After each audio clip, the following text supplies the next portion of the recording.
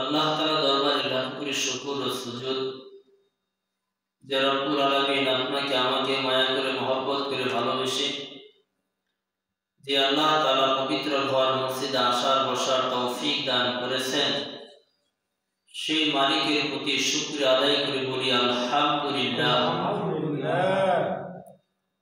সম্মানিত হাজিরিন, যে আল্লাহ তাআলা পবিত্র জুমার দিন ফিতনা ফাসাদ জামানা থেকে ফিতনা ফাসাদ থেকে মুক্ত করে ফারিগ করে সে আল্লাহ তাআলা আপনাকে আমাকে আজকে পবিত্র জুমার দিন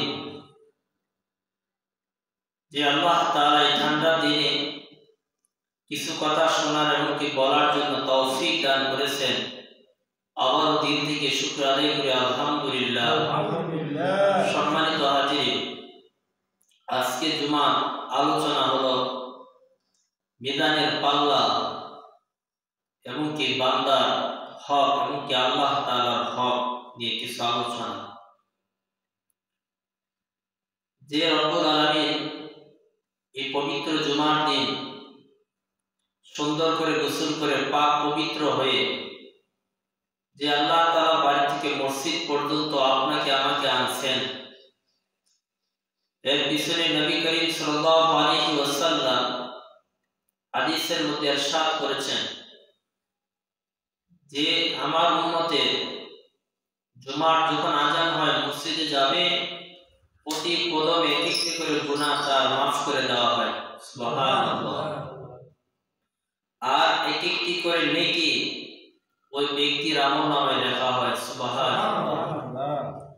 শুধু তাই না, এই জুমার দিন আল্লাহ পাক অনেক গুরুত্বপূর্ণ একটা দিন, গুরুত্ব অনেক ফজিলত।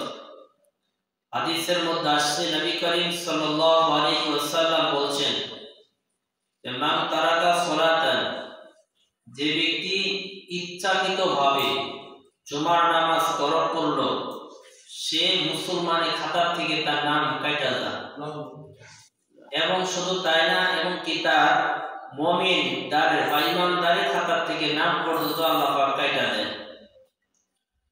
তাহলে আমাদের যে মানুষ আমরা ইচ্ছা করে আমরা জুমার নামাজ ছেড়ে দেই একটু সামান্য কাজ কাম থাকার কারণে। আল্লাহর হাবিব মুহাম্মদুর রাসূলুল্লাহ সাল্লাল্লাহু আলাইহি ওয়াসাল্লাম আরো হাদিসের মধ্যে বলছেন যে কোন ব্যক্তি যদি এই জুমার দিন মসজিদে আসে, একটা উট কুরবানি করার সওয়াব তার আল্লাহ তাআলা আমলনামায় লিখে দেন, সুবহানাল্লাহ। এজন্য সম্মানিত হাজিরিন,